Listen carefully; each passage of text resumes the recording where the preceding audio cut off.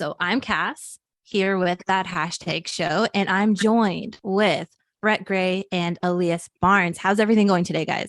What's up? Beautiful. It's a beautiful day. How are you? It's a How's your beautiful day? day. It's good. Thank you. I heard that this is where the party's at, like in this room with you two. Oh, yes, 100%. Okay. Amazing. So your characters in the new series, I'm a Virgo, you play Scat and Felix, who are two of Cootie's first friends and best friends and sometimes caregivers. Now, typically, we do not see such warm and soft type relationships between Black young men on screen. This question is for you, Allius. What do you think viewers can take away from seeing friendships like this on screen? Well, I think it's just gonna solidify how they feel, especially as like Black men, how friendships can be.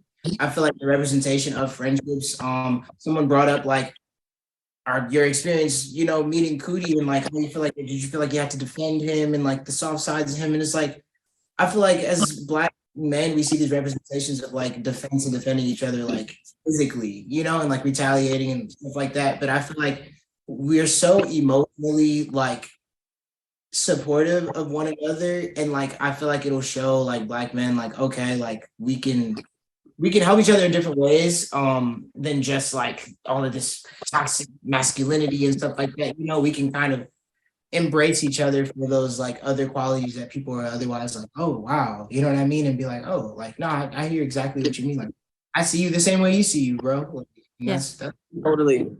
Mm-hmm. All right, Brett. I also love that about Boots. I would never forget, watching Started Body for the first time and that compliment battle, between the two characters, and just feeling like, as Black men, I feel like there's an expectation around what you're supposed to be like and your friends and how you're supposed to react to things. And it's so bizarre because in my life, personally, all my friends are like that. Like we love on each other. We celebrate each other. We, check each other if we have to. But at the same time, there's this like real like brotherhood thing that's being built. And I'm really glad that, this show can help to express that in a way that is, really, it adds that level of fantasy on top. So it kind of slips it in there without you really thinking about it. It doesn't scream at you. It just kind of goes like, I like them. They're all like really cool with each other. And hopefully people can start to bring that into their own lives. Like people who are different than you, just because they're Black men doesn't mean that there's not a full spectrum of what that even includes. And that everybody at the basis wants to be treated, with safety and support and love. Mm-hmm. Mm-hmm. Guys, I'm loving it. Absolutely. So Brett, I've been watching you since On My Block, and I feel like every character that you do, like you make me laugh, but you also make me think, right? Mm-hmm. What was it about this project? What was it about this script that made you be like, I have to do this. I want to do this. Exactly what you just said. Like all of my projects, I try to choose things with young people of color that kind of tackle, things that are the full spectrum of what our experience is. And I feel like, seeing something like this, not just the fantastic elements and Boots Riley and the incredible cast and, whatever it is, it's really also that bubbling commentary socially underneath, which is like, hey guys, yes, we are all like here, but this is what's happening in our world. And we are the people that are the players while these things are all happening around us. And I really want to continue in my career, not just provoking laughter, but using laughter to provoke thought in a way that can make people see the truth underneath it all, is that we're all just like here doing whatever we do till we go. And no one knows what that is, And there are things we can do to help make it better for the people next to us.